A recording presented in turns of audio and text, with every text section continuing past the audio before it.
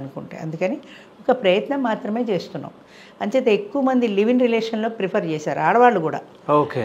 అయితే ఇప్పుడు ఇది ఎప్పుడు కూడా మన ప్రపంచం ఎలా ఉంటుందంటే గవర్నమెంట్ ఒక రూల్ పాస్ చేస్తే అందులో లూప్ హోల్స్ ఏమున్నాయో ఎతుకుతాం.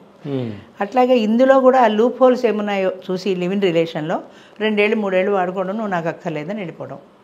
అక్కర్లేదంటే ఏమేం చేస్తుంది, అలా ఎంతమందిని మారుస్తుంది ఒకవేళ మారిస్తే మాత్రం. అంచేత ఆడవాళ్ళు ఏం చేశారంటే నాకు ప్రాపర్టీలో షేర్ లేదు, ఓకే అగ్రేడ్, కానీ నాకు ఫైనాన్షియల్ సెక్యూరిటీ కావాలి, నేను చేసుకుంటున్నా, నేను వచ్చాను నీ దగ్గరికి 5 ఏళ్ళు 6 ఏళ్ళు ఉన్నాక నువ్వు పొమ్మంటే నేను ఎలా బ్రతకాలి, అంచేత నాకు కొంత ఫైనాన్షియల్ సెక్యూరిటీ ఇవ్వు.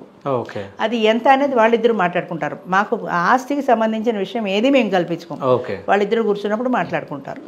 అది నచ్చితే ఆయన ఇస్తాడు. అయితే ఇప్పుడు ఆడవాళ్ళు ఏం చేశారంటే తెలియ మీరు నాకు ఒక ఇల్లు కొని హైదరాబాద్లో ఏదో అందులో పడి ఉంటాను కదా నేను, నువ్వు చచ్చిపోతే అంటారు. ఎవరి ముందు ఎవరు వెనుకో తెలియదు, చెప్పలేము, కానీ నువ్వు పోతే నాకు సెక్యూరిటీ ఏంటి అని అడుగుతున్నారు వాళ్ళు.